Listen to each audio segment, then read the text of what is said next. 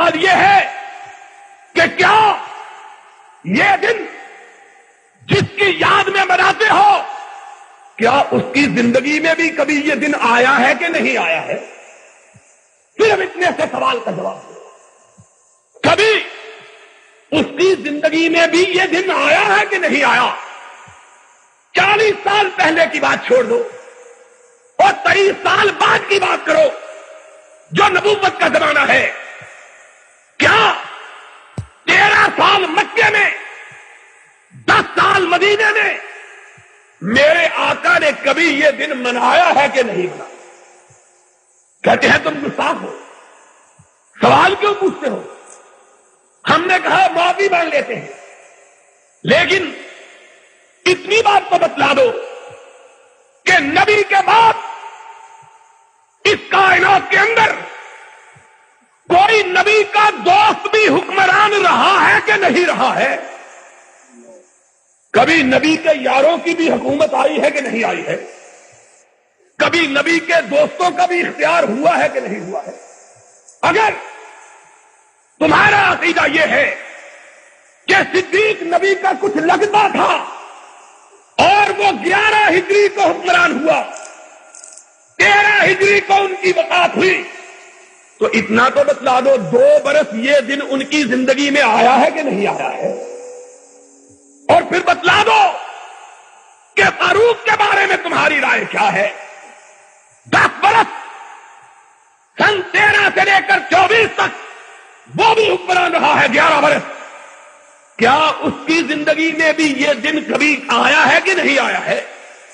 پھر 12 برس اس کے بعد نبی کا اپنا داماد 2 بیٹیوں کا شوہر عثمان حکمران رہا ہے، کیا اس کے دور اختیار میں بھی کبھی یہ دن آیا ہے کہ نہیں آیا ہے؟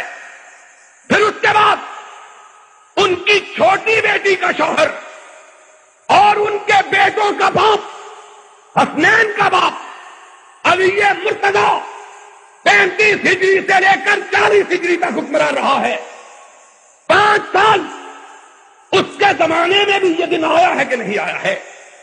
ان کے بعد خود ان کا اپنا لخت جگر، اپنا نواسا حسن 8 برس حکمران رہا، ان کے دور میں بھی ربیع الاول گزرا، کیا انہوں نے بھی یہ دن منایا ہے کہ نہیں منایا؟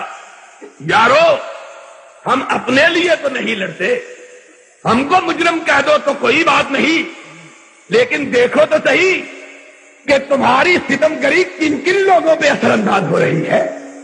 اگر یہ دن نہ منانا جرم ہے تو بتلاؤ قیامت کے دن صدیق کو کیا کہو گے، فاروق کو کیا کہو گے، عثمان کو کیا کہو گے، حیدر کرار کو کیا کہو گے، نبی کے بیٹے حسن کو کیا کہو گے؟ ان پر کون سی پردے جرم لگاؤ گے؟ جاؤ، اگر تم یہ کہو کہ ہم بھی اسی جرم کے مرتکب جس کے یہ مرتکب تھے، تو ہمارے نصیبے کا کیا کہنا کہ ہم بھی اسی صف میں کھڑے ہوں جس صف میں صدیق و فاروق کھڑا ہو؟ پھر اس سے بڑی ہمارے نصیبے کی بات ہے۔ لوگوں، آؤ انصاف کی بات کرو۔